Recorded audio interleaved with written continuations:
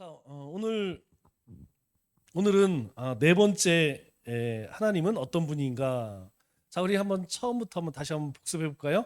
제가 질문하면 여러분들이 대답하시면 돼요. 요리문답 제 1문, 사람이 제일 되는 목적은 무엇인가?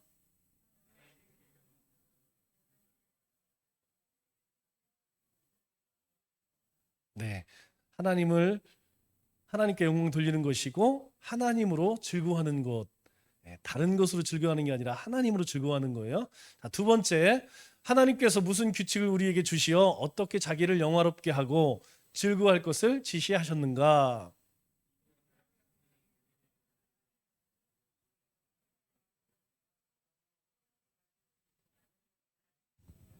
하나님을 영화롭게 하고 하나님으로 우리가 일평생 즐거워하는 삶을 살기 위해서는 반드시 하나님의 말씀이 있어야 된다는 거예요. 자, 세 번째, 성경이 제일 요긴하게 교훈하는 것이 무엇인가?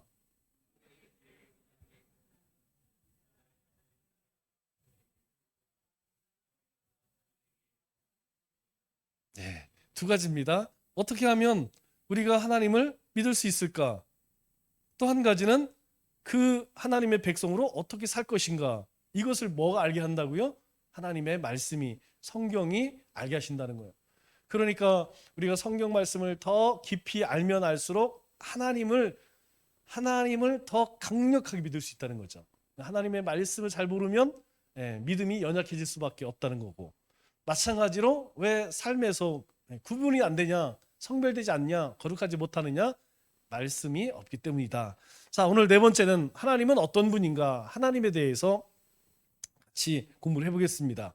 자, 같이 우리 대답을 읽어보겠습니다. 시작. 하나님은 영이신데 그의 존재하심과 지혜와 권능과 거룩하심과 공의와 인자하심과 진실하심이 무한하시며 영원하시고 불변하시다. 되게 쉬운 말 같지만 사실은 굉장히 어려운 말이에요. 자, 하나님은 첫째, 영이시다. 이걸 잘 기억해야 합니다. 오늘 낮에도 말씀드렸듯이 사람들이 하나님 어디 있어? 이렇게 이야기하는 배경에는 뭐냐면 마치 하나님이 우리 정의의 사도처럼 그 영웅들이 있죠? 요즘에 이제 마블에 나오는 그런 사람들처럼 하나님을 그렇게 생각해요. 그런데 하나님은 그런 존재가 아니라 영이시기 때문에 어느 곳에 계신다는 거예요. 어느 곳에 함께 하신다는 거죠. 하나님은 영이시다. 요거 헷갈리면 안 됩니다. 두 번째로는 그의 존재하심과 지혜와 이런 것들이 무한하시고 영원하시고 불변하시다. 이렇게 이야기를 해요. 우리가 하나님에 대해서 가장 기본적으로 알아야 할 세 가지 성품을 알아야 됩니다. 첫째는 기독교가 한국에 들어올 때에 지금 한 130년, 140년 가까이 되죠? 그때에 기독교가 처음 들어왔을 때에 우리나라에서는 뭐 하고 있었느냐? 비나이다 선앙당에다 물 떠놓고 기도하고 그리고 동네마다 입구에 그런 거 있죠? 뭐 나무에다 주렁주렁 매다놓고 거기 가서 절하고 이제 그런 거 했었죠. 우리나라 대부분의 신앙은 뭐였냐면 기복 신앙이었습니다. 그래서 불교를 섬기고 뭘 하는 것도 다 대부분은 복 주세요. 비나이다 이게 거의 신앙이었죠. 이 말은 신과 인격적인 교제를 나눠본 적이 없다는 거예요. 그래서 선교사들이 처음 들어와서 우리는 세상을 만드신 분이 하나님이시고 우리를 구원하시기 위해 예수님을 보내셨습니다. 이런 이야기를 할 때 우리나라 사람들은 그걸 알아듣지를 못해요. 그래서 뭐라고 이야기해요? 서양 귀신 믿는 종교 이렇게 이야기했죠. 야수교 그죠? 예수교 야수교. 그리고 선교사들이 복음을 전하는 내용에 대해서 이해를 못했습니다. 신을 인격적으로 만난다는 것. 여러분 그 의미는 뭐예요? 우리가 하나님을 믿는다 이 말은 하나님이 어떤 분인지를 안다라는 말이에요. 우리가 하나님을 믿습니다라고 할 때 우리는 뭘 믿는다는 거예요? 하나님은 이러한 분인 것을 내가 믿습니다. 그 중에 우리에게 약속하신 것이 예수님을 믿으면 구원을 얻습니다. 이것도 하나님이 우리에게 보여주신 성품 중에 하나죠. 그렇기 때문에 우리가 하나님이 어떤 분이냐라는 것을 아는 것은 참 중요해요. 첫 번째는 하나님은 어떤 분이냐? 세상을 만드신 창조주 하나님입니다. 가장 중요한 거예요. 왜냐하면 모든 것에 시작이 있을 거 아니에요. 시작. 세상의 시작, 인류의 시작 어디부터 시작되었느냐? 여러분 지금도 그걸 알지 못해서 요번에 또 무슨 만환경 또 띄웠죠? 그래놓고서 하는 얘기가 이제 뭐 블랙홀을 발견을 했대요. 그래서 뭐 검증이 됐다고 막 한참 또 떠들고 있더라고요. 여러분 그 모든 이유가 있어요. 그런 걸 얘기하는 이유가 뭐냐면 이 우주가 어떻게 탄생했느냐 이게 아직 풀리질 않는 거야. 그러니까 이런 이론도 만들고 저런 이론도 만들고 그래서 이게 증명되었다 안 되었다 그거 다 소용없습니다. 창세기 1장 1절 우리에게 분명히 이야기하는 것은 무엇이냐면 태초에 하나님이 천지를 창조하셨다라고 선언하고 있어요. 왜? 이 세상의 시작은 뭐냐? 도대체 이 우주만으로 누가 만들었느냐? 그리고 사람은 누가 만들었느냐? 인생은 어디 와서 어디로 가느냐? 이것보다 더 중요한 게 뭐가 있겠습니까? 이거 인류가 그렇게 많은 뭐 과학을 발전시키고 철학을 발전시켰지만 그거 해결되지 않아요. 그러나 성경은 이야기합니다. 성경은 하나님이 만드셨다. 그리고 각종 새, 각종 종류대로 식물, 하나님께서 모든 생명들을 만드시고 사람은 하나님의 형상대로 만드셨다. 그렇게 이야기해요. 그래서 사람은 이 우주 만물을 보게 되면 경외심을 갖습니다. 경외심을 갖는 건 뭐냐면 간단해요. 우리 보문산 의장대? 뭐죠? 꼭대기가 무슨 대죠? 문장대. 올라가서 아름답죠? 와, 아름답구나. 여러분 이게 경외심이에요. 왜? 이거는 사람의 힘으로 만들 수 있는 게 아니거든. 이건 누군가 어떤 신에 의해 만들어진 거거든. 그래서 이 자연 앞에 사람들이 다 와 하고 경외심을 갖는다는 거죠. 왜? 이건 신이 만들었다는 것이죠. 제가 이제 안 믿는 사람들이 이제 굉장히 놀라워하는 게 뭐냐면 저는 아직 미국을 가보지 못했어요. 그런데 미국에 가면 사람들이 다 어디를 가냐면 그랜드 캐년 가보신 분 가시네요? 계세요? 없어요? 미국에 가신 분들이 그랜드 캐년을 다 들렸다 오시더라고요. 그런데 거기 가서 보신 분들이 하나같이 하는 얘기가 정말 장관이라는 거예요. 뭐 상상을 초월한다는 거예요. 상상을 초월. 저는 중국도 아직 안 가봤어요. 중국에 가신 분들이 꼭 들리라고 하는 데가 뭐 여기도 좋다 저기도 좋다 그런데 한 군데를 다 추천해요. 장각이라고 혹시 가보셨나요? 가보신 분은 아마 알 거예요. 저는 사진으로 봤는데 장가게를 가서 막 그걸 보면 이것을 어찌 이게 우연히 만들어질 수 있을까? 이건 하나님이 신이 만들었다. 저절로 탄성이 나온대요. 저는 그 장가게가 얘기를 들어보면 베트남의 하롱베이 있는 섬 그것같이 돼 있다고 하더라고요. 하나는 뭐 강이 있고 하나는 바다지만 비슷하다고 하더라고요. 저도 베트남 처음 갔을 때에 하롱베이를 갔는데 정말 신기하더라고요. 야, 어떻게 이렇게 섬들이 이렇게 만들어질 수 있는가? 그 섬 안에 뭐 호수가 있고 거기 들어가서 너무너무 이거는 뭐 사람이 만들 수. 그러니까 하나님은 어떤 하나님이냐? 가장 첫 번째 만드신 창조주 하나님이라는 거예요.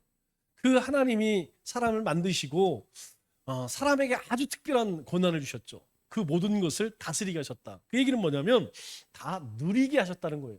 그래서 우리는 하나님이 만드셨기 때문에 하나님이 주인이지만 우리에게 그 세를 요구하시나요? 요구하지 않습니다. 하나님이 만들었다고 니네 이거 봤으니까 돈 내. 니네가 이 공기 맨날 호흡하니까 돈 내. 너 이 땅 가운데 사니까 땅 농사 짓고 사니까 너 세. 아니에요. 하나님이 만드셨지만 그 만든 것을 사람에게 선물로 주셨기 때문에 하나님은 우리에게 요구하지 않습니다. 우리가 반드시 기억해야 할 것은 하나님은 어떤 분이냐? 먼저 창조하신 하나님이라는 거고 두 번째 하나님의 속성 중에 첫 번째 속성이 거룩하신 하나님입니다. 거룩하신 하나님이라는 것은 하나님은 죄를 악을 미워한다는 거예요. 죄악을 미워한다. 그래서 그것에 대해서 반드시 심판하신다는 거예요. 그래서 하나님의 성품 중에 이 공이라고 하는 개념은 아주 중요합니다. 왜 우리가 세상에서 착하게 살아야 되느냐? 착함과 의로움과 진실함의 삶을 살아야 되느냐? 하나님의 자녀이기 때문이에요. 하나님이 하나님의 성품으로 우리를 만드셨습니다. 그러니까 우리 안에 하나님의 성품이 있다는 거예요. 그러니까 우리 안에 하나님의 성품이 있기 때문에 우리에게 하나님이 요구하시는 것이 거룩함이다. 그렇게 이야기하죠. 그래서 죄 있는 사람은 하나님께 갈 수 있을까요? 없습니다. 저는 제가 요만큼밖에 없는데요. 다른 사람들은 제가 이만큼 있는데 저는 진짜 요만큼밖에 없어요. 안 돼요. 여러분, 어떤 죄라도 아무리 죄가 적은 죄라도 죄 있는 사람은 하나님께 못 나갑니다. 그러면 우리는 어떻게 하나님 앞에 나갈 수 있게 되었느냐? 우리의 죄가 덮여졌기 때문이라는 거예요. 예수님이 십자가에 죽으셔서 다 치루었다, 다 갚았다, 내가 너희 죄를 다 갚았다. 원래는 우리가 죄에 대한 죄값을 내야 되는데 그 죄값이 뭐예요? 사망이죠. 죽음입니다. 심판이에요. 그런데 예수님께서 대신 갚아줬어. 예수님이 대신 생명으로, 죽음으로 갚아줬어. 그래서 우리에게 그 죄값을 묻지 않는다는 거예요. 여러분, 우리가 빚 졌을 때에 누가 그거 갚아주면 더 이상 내가 빚쟁이가 아니죠? 마찬가지라는 거예요. 그러면 왜 우리가 그렇게 죽음이 찾아오고 고통을 겪느냐? 바로 죄 때문에 그렇다는 것입니다. 그래서 우리가 이 땅 가운데 살아갈 때에도 우리의 육신은 뭘 쫓아가요? 우리가 예수 그리스도를 영접하고 새로운 피조물이 되었지만 그렇다고 해서 영화로운 존재가 되었나요? 우리가 그 성화되었나요? 과정이 있다는 거예요. 우리의 삶은 그 성화되어지는 과정에 있기 때문에 여전히 뭘 추구해요? 죄의 본성을 쫓아간다는 거예요. 그래서 낮에도 말씀드렸지만 교만할 수밖에 없는 것이고 탐욕을 쫓아갈 수밖에 없는 것이고 나태할 수밖에 없는 것이고 시기하고 미워할 수밖에 없다는 것이죠. 우리 가운데에 그와 같은 일들이 왜 있느냐?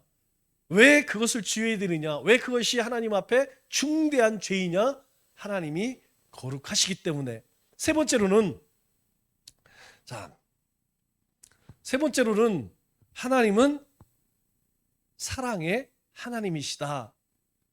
하나님께서 거룩하시기 때문에 죄에 대해서 심판하시면 여러분, 세상 가운데 존재할 사람은 아무도 없습니다.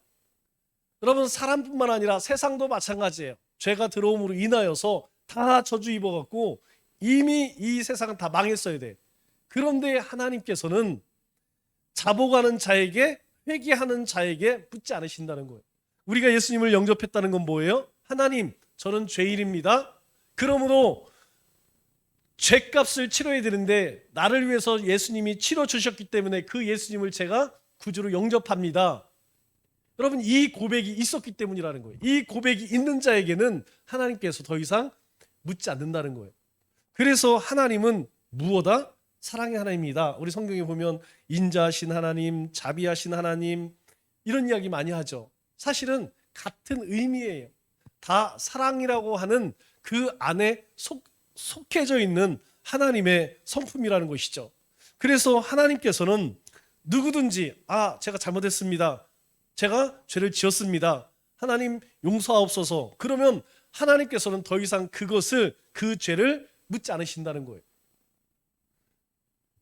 이것이 하나님이 가지고 있는 가장 일반적인 속성. 하나님은 창조주 하나님, 거룩하신 하나님, 그리고 사랑의 하나님. 우리가 다른 것 이후에 나오는 것은 잘 기억하지 못해도 이 세 가지는 반드시 여러분들이 기억을 해야 됩니다. 그리고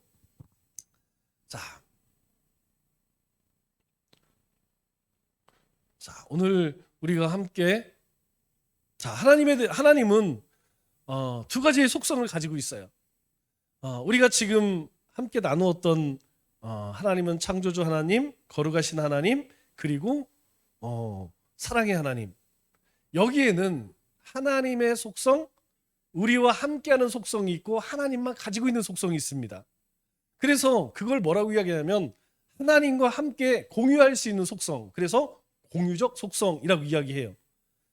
반면에 하나님과 공유할 수 없는 속성, 하나님만 가지고 있는 속성이 있습니다. 그것을 비공유적 속성이라는 거예요.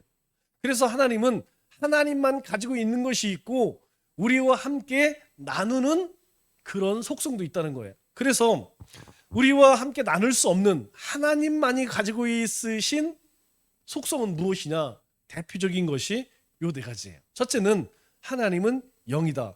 우리는 영이며 동시에 뭘 가지고 있어요? 육체를 가지고 있죠? 우리는 몸과 영이 같이 있어야만 살아있다고 이야기해요. 그래서 우리가 가끔 정신 나갔다 이런 얘기하죠? 네, 우리 혼이 있잖아요. 혼이 빠져. 혼이 빠져난 것 같이 맹해. 여러분, 그거는 살아있지만 이게 살아있는 게 아니요. 이게 사람, 우리 저기 중환자실 가면 이제 이미 이제 영은 간 사람들이 있어요. 그러나 막 산소호흡기 돼갖고 그냥 못 죽게 그냥 강제로 막 숨쉬게 만들어. 그래서 요즘에는 가족들에게 동의를 받죠? 이거 생명 연장할 거 이거 할 겁니까 말 겁니까? 뭐 그건 가족들이 결정을 하는데 2011년인가 저희 아버지가 돌아가실 때에 의사가 먼저 묻더라고요. 그거 할 거냐고. 그래서 하지 말라고 그랬어요. 이 사람이 죽을 때 되면 그냥 뿔깍하고 죽어야지. 못 죽게 막 약주 넣고 막 여기서 여러분 그게 살아있는 며칠은 더 살겠죠. 이게 산 게 아니라니까요. 자가 호흡하는 것 우리가 뭐 내사라고 이야기하죠. 요건 좀 다를 수도 있어요. 왜냐하면 자기 스스로 숨을 쉰다는 것은 이 뇌에 문제가 있어서, 그러나 의술이 아니면 숨을 쉴 수 없는 것, 그러면 제 생각에는 그냥 보내줘야 된다고 저는 생각해요. 너무 그냥 막 억지로 그렇게 한다고 해서 만일 다시 일어나서 일상생활을 할 수 있다면 모를까, 대부분 그렇지 않습니다. 네, 우리 이제 연세 드신 분들이 들으면 되게 속상할지도 모르겠지만, 여러분 사람 생명수환이라는 게요 이 땅에 영원하지가 않습니다. 하나님이 우리에게 주신 시간이 있어요. 그 시간을 내가 잘 관리하고 잘 그렇게 보존을 하면, 예를 들어 이제 우리 연수가 100살이다. 하나님이 나에게 준 건 100살이다. 그러면 100살을 다 살 수 있어요. 그런데 내가 그 몸을 잘 아끼지 않고 그냥 막 사용해. 그냥 하지 말라는 거 막 하고, 먹지 말라는 거 막 먹고, 그냥 뱀 좋다고 해서 맨날 뱀 잡아먹고 뱀 뜯어먹고 뱀술 먹고 막 그래. 그럼 그거 오래 못 살아요. 오래 살 것 같지만 우리에게 하나님이 주신 것 그거 먹고 살면 돼. 먹지 말라는 거 먹지 말고 하지 말라는 거 하지 말면 우리 생명수한 100살까지 삽니다. 그러나 그렇지 않으면 여러분 병이 올 수도 있고 뭐 문제가 생길 수 있는 거예요. 그걸 이상하게 생각하면 안 돼. 우리가 왜 그러느냐? 사람은 영적인 존재이지만 영만 있는 게 아니에요. 하나님은 영으로 존재하시지만 우리는 영과 함께 몸을 가지고 있어. 그래서 한계가 있다는, 유한하다는 거예요. 두 번째로는 하나님은 무한하신 분이래요. 하나님은 어느 곳에든지 못할 일이 어느 곳에든지 어느 때인지. 그래서 이 시간이라고 하는 것, 공간이라고 하는 것 아주 중요합니다. 우리는 2022년이라고 하는 남청주 교회 예배당에 있지만 하나님은 세상을 빛이 있으라 그때나 지금이나 이후에 우리가 죽어서 하나님 앞에 설 그때나 하나님은 한 동시에 계신다는 거예요. 우리에게는 먼 과거고 먼 미래고 현재, 그렇게 과거 현재 미래의 일이지만 하나님은 그렇지 않다는 거예요. 하나님은 그때의 하나님이나 오늘 하나님이나 이후에 심판주로 오실 하나님이나 같은 하나님이라는 거예요. 그러니까 우리가 오늘 하나님 구원을 받았습니다. 그러면 이미 하나님의 시간 속에서는 이루어진 거예요. 동시에 하나님이 세상을 만드실 그때 이미 나를 정하신 거예요. 우리가 이걸 이해하면 우리의 삶에 지금 닥치는 여러 가지 문제들에 대해서 그렇게 크게 근심 걱정하지 않습니다. 크게 살고 죽는 거예요. 얽매이지 않는다는 거예요. 그래서 사나 죽으나 주님의 것입니다. 먹고 마시고 무엇을 하든지 하나님께 영광을 돌리라고 하는 것이 믿겨지고 이해가 되어져요. 그래서 우리는 불행이라는 게 없습니다. 그리스도의 삶에는 다 행운이고 다 행복이라는 거예요. 우리가 볼 때에는 뭐 조금 사고 나고 병이 나고 뭐 어떤 일들이 생기는 것이 참 불행처럼 느껴지지만 하나님의 시간에서 볼 때는 그거 별거 아니라는 거예요. 세 번째로는 하나님은 영원하신 분. 네 번째로는 하나님은 변치 않는 분이라는 거예요. 그래서 하나님은 뭘로 존재합니까? 말씀으로 존재하죠? 그래서 이 말씀은 변치 않는다는 거예요. 뭐 사람들이 아무리 기니 아니 뭐 이게 옳으니 마르니 뭐 비판을 하고 아무리 이야기한다 할지라도 하나님의 말씀은 변치 않는다는 거예요. 그래서 이 말씀을 붙들고 살아라. 붙들고 살기 위해서 가까이 하고 읽고 묵상하고 필사도 하고 할 수 있는 거 다 하라는 거예요. 그렇게 하는 이유는 한 가지입니다. 바로 하나님이 우리에게 무슨 말씀을 하시고 우리에게 무엇을 요구하시는지. 왜냐하면 우리가 어제 알았어도요, 그냥 살다 정신이 없으면 또 잊어버려. 여러분 그렇지 않습니까? 아니 매일 기도하고 매일 말씀 보는 저도 그래요. 저도 맨날 그랬지만 막상 열받는 일, 막 진짜 짜증나게 하는 그런 사람 만나갖고 나도 모르게 까맣게 잊어버린다니까. 그때 지나고 참, 내가 그렇게 할 걸. 성경에서 하나님이 그렇게 하라고 했는데 그렇게 할 걸. 나중에 후회하더라고. 자, 그러면 하나님의 공의적 속성은 무엇이냐? 공의적 속성 몇 가지가 있는데 하나님의 지혜. 하나님이 우리에게 구원을 베푸셔서 하나님을 알게 되면 하나님의 지혜가 무엇인지 그러면 지혜라는 것은 하나님이 어떤 분이냐, 어떤 방식이 일하느냐, 어떻게 행하시느냐 그걸 아는 거예요. 그래서 우리로 하여금 이 땅에서 어떻게 살아야 하는가를 알게 한다는 것이죠.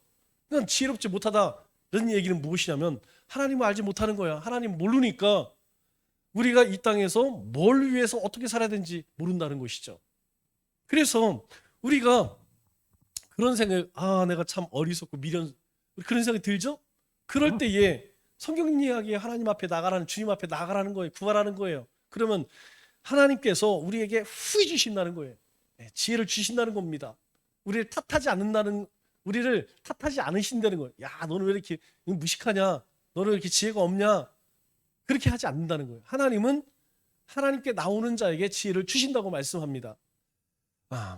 여기서 이야기하는 권능은 여러 가지가 있지만 우리의 삶에 가장 중요한 생명 아니겠어요? 생명의 능력입니다. 생명의 권능. 예수님을 통하여서 우리가 얻은 것이 영생이기 때문에 우리를 통하여서 누군가를 살릴 수 있는 권능이 있다는 거예요. 생명의 주가 누구예요? 하나님이잖아요. 그 하나님이 우리에 있기 때문에 우리에게도 그 권능이 있다는 거예요. 그래서 사도행전 1장 8절에 아주 중요한 얘기죠. 너희가 성령이 너에게 임하시면 너희가 권능을 받고 유대와 예루살렘과 유대와 사마리아 땅까지 이르러 내 증인이 될 수 있다. 여러분 땅까지 하기 위해서는 먼저 뭘 해야 되냐? 권능 받아야 돼. 권능 받으려면 성령 받아야 돼. 성령 받으려면 어떻게 돼? 예수님 믿어야 돼요. 자, 하나님이 거룩하시기 때문에 우리도 거룩할 수 있다는 것입니다. 거룩하게 살지는 못하지만 거룩이 뭔지를 알아요. 거룩은 다르다라는 뜻이에요. 성별되다. 그래서 디프런트라는 말을 써요. 디프런트. 다르다. 이거는 달러 쟤들은. 그래서 우리는 세상 사람들과 구분되어지는 구분. 양과 염소가 나뉘어두듯이 우리는 세상 사람들과 나눠진 존재라는 거예요. 그게 거룩입니다. 세상 사람들은 그렇게 살아가요. 그러나 우리는 그렇게 살지 않습니다. 하나님의 공의, 선하심, 진실. 이 모든 것들을 성경에서는 지난번에도 말씀드렸듯이 하나님은 빛이시고 우리가 빛된 자녀이기 때문에 빛의 열매다, 성령의 열매다 이렇게 이야기해요. 그러니까 우리가 성령 충만하면 우리의 삶에 이런 열매가 있다는 것이고 우리가 빛의 자녀로 살아가면 이런 열매가 우리 삶 가운데 나타난다는 거예요. 거꾸로 이런 게 전혀 안 나타나. 애가 하는 거 보면 도대체 온갖 나쁜 짓은 다 해. 그냥 힘사가 그냥 이게 막 비비 꼬였어. 이 선한 게 아니고 완전히 그냥 이 사람이 그냥 대화만 하면 사람을 열받게 만들어. 그냥 입만 열면 거짓말 쳐. 그러면 이건 뭘 얘기하는 거예요? 하나님의 속성이 없다는 거죠? 하나님의 성품이 그 사람 안에 없다는 거죠? 그 얘기는 곧 하나님 믿지 않는다는 거예요. 마치 믿음과 행함 이것이 하나인 것처럼 우리 안에 이런 공유적 속성이 없으면 그것은 내가 하나님의 성품이 내 안에 없다는 겁니다. 그 얘기는 뭐냐면 내가 하나님과 가까이 하지 않는다는 거예요. 하나님과 가까이 하지 않기 때문에 우리 가운데 그런 하나님의 성품이 드러나지 않는다는 것이죠.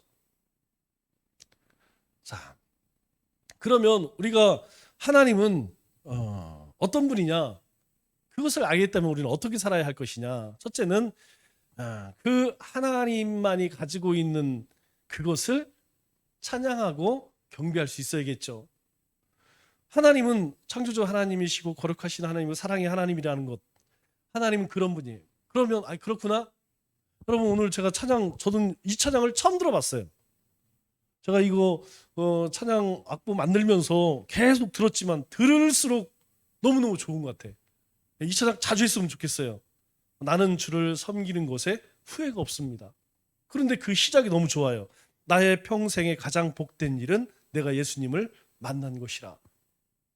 여러분, 하나님의 은혜로 내 삶에 가장 큰 축복이 주님을 만난 것이라고 깨닫는 것, 그거 깨달으면요, 내가 평생 하나님만을 섬기면서 그 무드로 기뻐할 수 있게 된다는 것이죠. 그거 알면 우리가 그 하나님, 우리에게 은혜를 베푸신 무한하시고 영원하신 그 거룩하신 하나님을 찬양할 수 있다는 것이죠. 두 번째로, 자, 우리가 꼭 기억할 것은 하나님을 알고 품고 기도하는 것. 하나님이 그런 걸 알았어요. 아니, 그렇다고 하는데 내가 잘 몰라. 그러면 더 알아가야겠죠? 내가 이전에 하나님이 어떤 분인지, 하나님이 내 인생 가운데서 어떤 일을 행하실지 몰랐다면 자꾸 알아갈 수 있어야 돼요. 그래서 신앙은요, 이 지성과 영성의 균형이 잘 맞아야 돼. 하나님 말씀 모르고 그냥 열심히 기도하는 것만 유익한 게 아닙니다. 10중 8구 얼루 간다고 그랬어요. 주님이, 여러분, 생각보다 굉장히 많습니다. 이런 분들이. 목사님들 그저께 시차례 때문에 만났는데, 이 성도님들이 요즘에 뭐 유튜브니 뭐 이런 것 때문에 자꾸 거기에서 뭘 배워. 그런데 배우는 건 좋아요, 좋은 걸. 그런데 이상한 걸 배워갖고 이제 목사님한테는 얘기 안 하지. 이게 새로운 걸 배워왔으니까 이제 어디 가서 자랑해야 할 거 아니에요. 그래서 자기들끼리 뭐 모임을 갖잖아요. 그러면 거기서 흉내를 내는 거야. 내가 어제 기도하는데 뭐 하나님이 뭘 말씀하셨다. 이런 사람들이 자꾸 늘어난다는 거예요. 참 이상하죠? 그래서 제가 가만히 생각해 보니까 그런 것 같아요. 이게 하나님의 때가 되면 자꾸 사단은 그렇게 우리에게 이상한 짓을 하게 만들어. 여러분, 하나님, 우리 영성과 지성, 그래서 여러분들이 할 수만 있으면 성경도 많이 읽고 조금 더 나아가서 유익한 책들이 있죠. 저도 1년에 상반기, 하반기 새로운 신간은 웬만하면 다 사요. 웬만하면 다 삽니다. 보셔야 돼요. 여러분들 시간 되시면 이렇게 뭐 그 갓피플 같은 데 보면 베스트셀러 이런 거 나와요.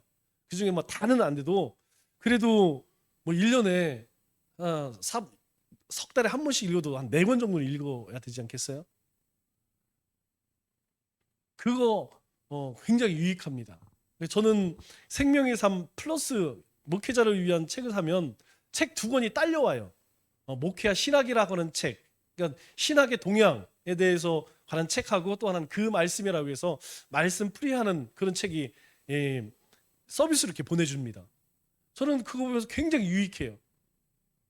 제가 그 책들을 다 책을 모아놓습니다. 다른 거는 잘 안 모아놔요. 그냥 실증을 빨리 내요. 신발도 조금 신다가 그래서 좋은 거 안 써요. 신발은 제 기준으로 3만 원 이상은 소비다, 과소비다. 이하짜리 씁니다. 어떤 분은 좋은 거 사서 몇 년 쓰는 게 남는 거다. 그런데 저는 싸구려 신고 빨리 바꿔. 그게 더 좋아. 구멍 나면 빨리 바꿔. 그게 좋아. 그런데 유일하게 안 버리는 건 책을 안 버려요. 제가 책 딱 한 번 버렸습니다. 우리 교회 왔을 때에 제천에서 이사를 갔는데 책 놓을 데가 없잖아요. 그래서 베란다에다가 쌓았는데 이 비가 들어가고 책이 다 썩었더라고. 그래서 한 절반 정도로 버렸어요. 이제 버릴 건 버리자. 책 안 버립니다. 책은 빌려주지도 잘 안 해요. 여러분들이 와서 책 빌려달라고 해도 웬만하면 저는 안 빌려줍니다. 안 줘요. 왜냐하면 언제 볼지 몰라요. 왜냐하면 왔다 갔다 하다가 눈에 보이면 예. 그래서 여러분들도 성경책과 함께의 신앙사에 유익한 책들 제가 보면 그냥 베스트셀러 그건 이상한 책 별로 없어요. 대부분 유익한 책들이니까 꼭 시간이 되시는 분들은 한 권씩 사서 보시면 도움이 되고 또 열심히 우리가 주님을 알기 위해서는 기도해야 됩니다. 그건 뭐 나중에 또 이야기하고 세 번째로는 하나님의 속성에 대한 하나님의 신물에 대한 바른 지식을 가져야 됩니다. 여러분 이게 의외로 아까도 말씀드렸지만 우리 나처럼 바른 신앙을 갖고 있느냐 나처럼 다 똑바른 믿음을 가지고 있느냐 굉장히 드뭅니다. 제가 엊그저께 지난주에 시차례 했다고 그랬죠? 시차례 끝나고 나면 또 모여서 이야기를 나누잖아요.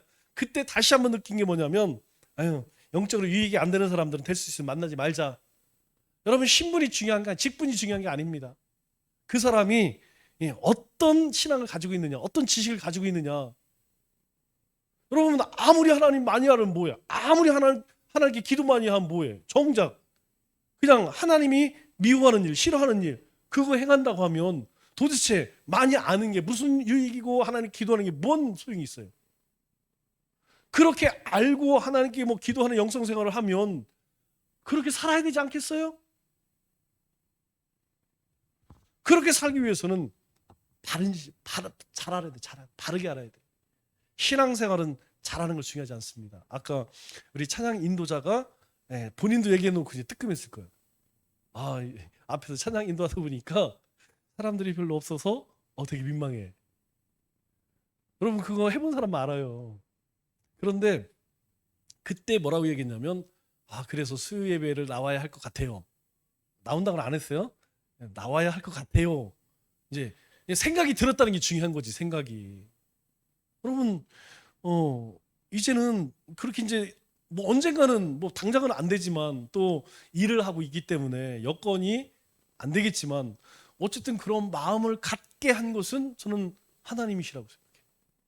그럼 그런 마음 갖게 되면 그게 보여지면 언젠가는 하지 않겠어요? 뭐 당장은 못하지만 성령님께서 감동 주신다고요. 작은 불쏘시게 되는 거예요. 자, 그러면 우리가 함께 생각해 볼 것이 무엇이냐. 첫째, 하나님께 영과 진리로 예배 드린다는 것은 구체적으로 무엇을 이야기하는 것이냐. 자, 하나님은 어떤 분이십니까? 첫 번째, 하나님은 영이시니 신령과 진정으로 하나님께 예배 드릴지어다. 지금 성경은 좀 바뀌었죠. 영과 진리로 바뀌었어요. 그런데 저도 입이 붙어서 자꾸 옛날 말로 이야기하는데 의미는 같은 거예요. 근데 이 말의 뜻을 보면 in spirit, 성령 안에서 and in truth, 진리. 그러면 영은 뭐예요? 하나님의 영, 성령을 이야기하는 것이죠. 진리는 뭘 얘기해요? 말씀을 얘기합니다. 조금 어려운 말로는 로고스라고 얘기해요. 정확하게 예수님을 이야기하는 것인데 보통 신학적으로 로고스를 이야기해요. 그냥 쉬운 말로는 말씀이라고 이야기합니다. 그러니까 우리가 예배 드릴 때 반드시 있어야 할 두 가지가 뭐냐면 하나님의 영과 말씀이라는 거예요. 이 두 가지는 뗄 수 있느냐? 없다는 것입니다. 우리가 여기서 예배 드리는 것만 얘기하는 게 아니에요. 우리의 삶이 하나님께 예배 드리기 위해서는 내 안에 뭐가 있어야 되면 하나님의 영이 있어야 된다는 거예요. 그래야만 하나님이 예배할 수 있다는 거예요. 또 하나님이 예배할 때 뭘 쫓아서 해야 되느냐? 하나님 말씀을 쫓아야 된다는 거예요. 그러면 그 말씀이 우리에게 얘기하는 것이 무엇입니까? 우리가 지난 시간에 배웠죠? 하나님을 믿는 것과 어떻게 살아갈 것. 그래서 제가 여러분들에게 말씀을 전하는 건 그겁니다. 그 말씀 내용을 그냥 추리고 압축하면 두 가지 얘기예요. 어떤 설교 말씀이든지 추리면 하나님은 어떤 분이실까? 요거 아니면 우리가 하나님의 거룩한 백성을 어떻게 살아가야 할까? 이 두 가지 얘기하는 거예요. 그것을 조금 세분화해서 아니면 상황에 맞추어서 그렇게 얘기하는 것이지 핵심을 정리하면 두 가지입니다. 자, 그렇기 때문에 하나님께 영과 진리로 예배 드린다는 것은 하나님께 순종하는 마음으로 예배하는 것. 즉 하나님의 영을 쫓아 말씀을 쫓아서 예배를 드린다는 것은 하나님께 순종하는 마음으로 살아가는 것, 그걸 얘기하는 거예요. 뭐 궁극적으로 가장 중요한 것이 그것입니다. 우리 주님을 본받읍시다. 뭘 본받는다는 거예요? 우리가 예수님을 닮아갑시다. 뭘 닮아야 할까요? 예수님처럼 그냥 마음에 안 들으면 가서 그냥 때려 부셔? 그냥 마음에 안 들은 바리새인들에게 막 그냥 저주 퍼부어? 뭐 그거 배우라는 얘기일까요? 아니죠. 주님이 주님에 대해서 한 번 얘기하셨어요. 나는 겸손하고 온유하니 죽기까지 복종하신다, 이렇게 이야기해요. 주님이 주님의 성품에 대해서 나는 겸손하고 온유하니 이렇게 이야기해요. 그래서 우리가 배울 건 뭐냐면 그겁니다. 겸손, 또 하나는 온유. 여러분, 겸손은 뭐예요? 나 자신을 낮추는 거예요. 내 자신을 하나님 앞에 낮추지 않으면 에이, 하나님이 어디 있어? 여러분, 세상 사람들이 되는 거예요. 강팍한 심령 되는 겁니다. 또 하나, 하나님의 말씀으로 내가 길들여져야 돼. 그래야 아마 어떻게 해요? 순종하는 삶을 살 수 있습니다. 두 번째로는 우리가 생각해 볼 것이 뭐냐면 하나님의 공의적 속성. 그러니까 하나님과 함께 하나님도 가지고 계시고 하나님이 우리에게 주신 성품이요, 가운데에서 가장 부족하다고 생각되는 것, 아까 우리가 이야기한 거 있죠. 지혜, 권능, 거룩, 공의, 선함, 진실. 내가 반복하는 것이 무엇인가를 한번 볼 수 있어야 돼. 분명히 하나님은 우리에게 이런 걸 주셨는데 내 마음이 선하지 않고 악한가? 내가 욕심에 너무 빠져 있지 않은가? 내가 너무 비판적이진 않는가? 이건 뭘 얘기해요? 하나님의 마음이 내 안에 없다는 거예요. 결핍이라고 하죠. 우리 뭐 비타민 C, 뭐 비타민 D 이런 거 부족하면 막 몸이 가렵고 그렇잖아요. 그러면 막 몸이 이게 가려운 사람들이 있어요. 왜 그러냐면 그러면 간이 안 좋아지면 몸이 가려워요. 제가 엄청 많이 긁습니다.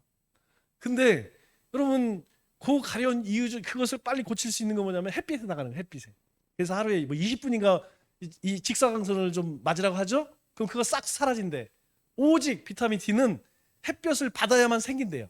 그건 뭐 먹거나 아니면 좋은 약 먹어 생기는 게 아니에요. 햇빛에 나가서 이렇게 있으면 우리 몸에 저절로 생겨진대.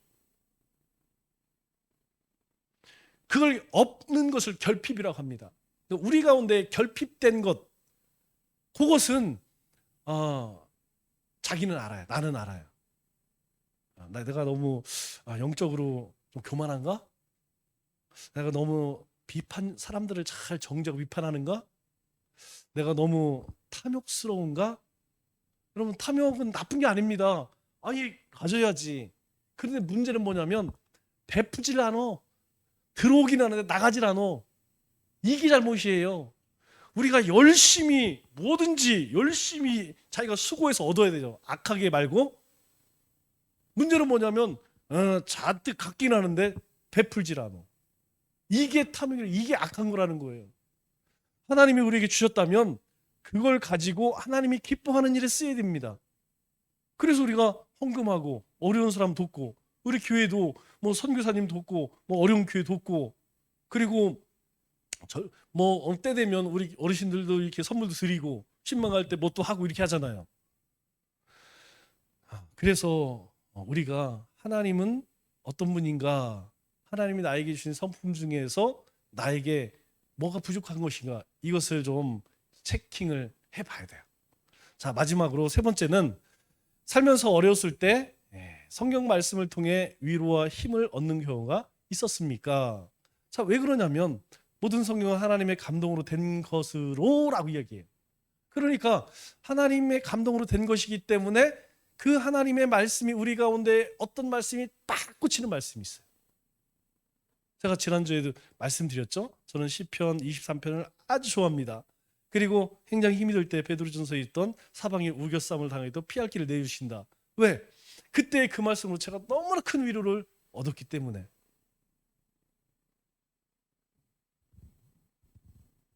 그래서 제가 요즘에 이제 편찮으신 분들이 많잖아요. 우리 이청원 권사님, 또 우리 권영수 권사님, 또 이렇게 김용희 권사님, 그런 분들에게 제가 꼭 위로의 말로 낮에도 말씀드렸지만 시편 121편 말씀을 꼭 말씀을 드려요. 여러분 121편 말씀을 묵상하다 보면 어떤 생각이 드냐면 그 시인이 얼마나 인생이 깝깝한지. 여러분 우리가 정말 힘든 일 만나면요, 조금 힘든 일이면 투덜투덜해. 조금 더 힘들면 친구 만나갖고 아유 그냥 막 그렇게 그냥 그죠? 막 그냥 욕을 하고 해. 근데 그 이상의 고난을 찾으면 한숨밖에 안 나와요. 어디 가서 얘기도 못해. 그냥 하늘 쳐다보고 아유 아유 땅 꺼져. 여러분 시편 121편 읽어보세요. 그 시편 기자가 얼마나 뭐 어찌할 수가 없는 거예요. 내가 산을 향해 눈을 들리라. 나의 도움이 어디서 올고. 그러면서 고백하는 게 뭐냐면 하나님은 졸지도 주무시지도 아니하시다. 하나님은 나를 지키시는 이시라. 이런 말씀을 하셔요. 이건요, 시편은 하나님을 만난 사람이 고백하는 내용이에요. 그 다음에 제가 여러분들에게도 꼭 드리고 싶은 말씀 중에 하나가 뭐냐면 잠언에 있는 말씀, 잠언 14장인가요? 네, 잠언 18장 14절 말씀이에요. 여러분들 꼭 기억하세요. 사람의 심령은 그의 병을 능히 이기려니와 심령이 상하면 그것을 누가 일으키겠느냐. 사람의 심령이 병을 능히 이기게 한대요. 사람의 심령이 병을 능히 이기게 한대. 그러면 우리의 심령은 누구에게 잡혀 있어요? 하나님께 잡혀 있어요. 오늘 우리가 공부했잖아요. 하나님은 이런 속성을 가지고 공유적 속성과 비공유적 속성을 가지고 우리를 사랑하세요. 그 하나님이 우리를 붙들기 위해서. 그런데 우리의 심령이 강건하면 능히 이기지 못할 병이 없어. 그런데요, 심령이 상하면 우리의 영이 상하면 누가 그것을 일으키겠느냐. 여러분 상한 심령 주님은 절대 꺾지 않으신대잖아요. 그런데 내가 심령이 상해버리면요, 그 어떤 병도 일으킬 수가 없대. 여러분 이 말 속에는 내가 심령을 강건케 하겠다 이게 아닙니다. 내가 지금 어디에 있느냐, 내가 하나님 안에 있느냐, 하나님 밖에 있느냐, 하나님 약속 안에 있느냐, 하나님 말씀 밖에 있느냐, 이걸 묻는 거예요. 혹시 여러분 주위 가운데에도 정말 이제 어떻게 할 수 없는 그런 상황이 되었을 때 이 잠언 18장 14절 말씀을 꼭 기억하셔서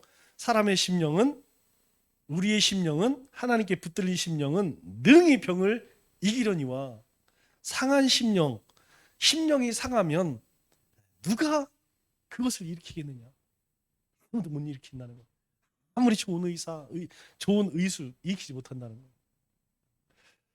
거예요. 그렇게 하나님이 우리에게 주시는 말씀 있죠. 그것이 우리 가운데 많으면 참 좋아요. 많이 기억하면 기억할수록, 하나님의 말씀을 많이 암송할수록. 왜? 내가 낙심되어질 때 이 말씀 붙들고, 내가 기쁠 때 이 말씀 기쁘고, 누군가 시련이 당했을 때 그렇게 하나님의 말씀을 우리가 알게 되면 하나님이 어떤 분인지 우리가 더 깊이 깨닫고 그 하나님과 동행할 수 있다는 거. 자, 오늘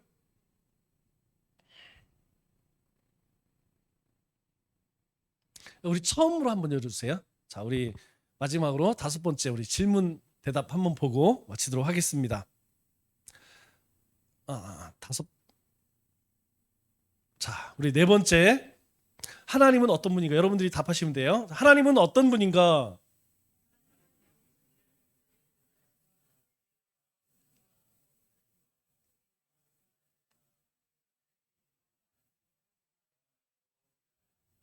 아멘. 3가지 꼭 기억해야 된다는 게 있죠. 창조 하나님, 거룩하신 하나님, 사랑의 하나님, 그리고 그 하나님은 하나님만 가지고 계신 성품이 있고 우리와 함께 공유하는 성품이 있다. 그 중에서 우리가 결핍되어 있는 것, 내 삶 가운데 가장 부족한 것, 그것은 꼭 찾아서 메꿔야 됩니다. 안 그러면 그곳으로 사탄이 역사해요. 기도하겠습니다.